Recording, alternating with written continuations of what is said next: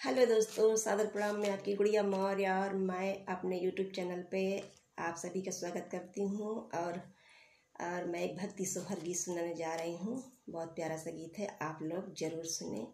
लाइक share subscribe और comment में ज़रूर बताएं।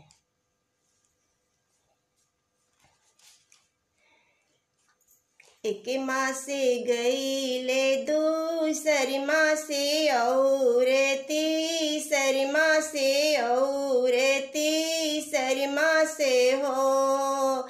रामा चौथा महीना जब लागल गर्भ जननी गर्भ जननी हो।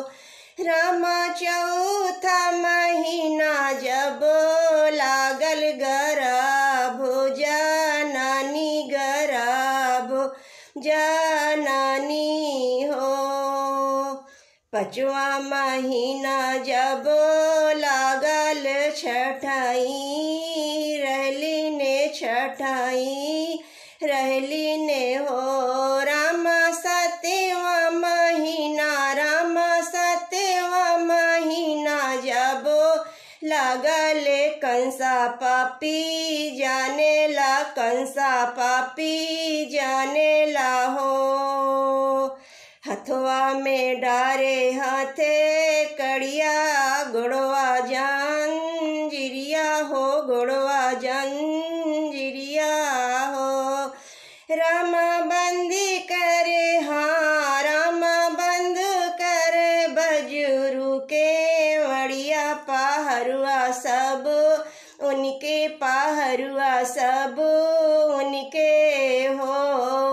रामा बंदी करे हाँ रामा बंद करे बजरू के वड़िया पहरुआ सब उनके पहरुआ सब उनके हो।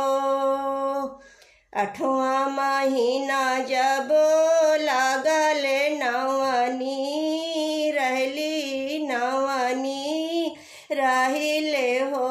रामा नौवा महीना जब बीतेले कान्हा जी के जन्म लिहले कान्हा जी जन्म लिहले हो। रामा नौवा महीना जब बीतेले कान्हा जी जन्म लिहले कान्हा जी जन्म लिहले हो।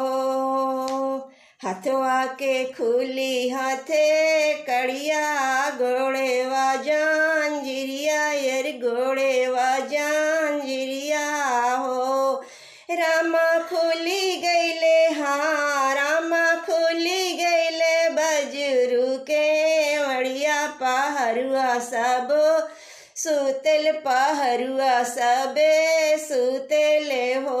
रामा खुली गईले हाँ रामा खुली गईले बजरू के मड़िया पहरुआ सब सुतल पहरुआ सब सुतले हो। भादों के रतिया भयावा में कैसे पार जाई दू कैसे पार जाई दे हो। रामा चरण लिहले लटे काई लहरिया सब सुत गईले लहरिया सब सुत गईले हो। वासुदेव कैले जमुना पारे यशोदा जहाँ रहली यशोदा जहाँ रहली हो। रामा यशोदा के हाँ रामा यशोदा के गोदिया कान्हा डारे महलिया उठे सोहर महलिया उठे सोहरे हो। रामा यशोदा के हाँ रामा यशोदा के गोदिया कान्हा डारे महलिया उठे सोहर महलिया उठे सोहरे हो। राधे राधे।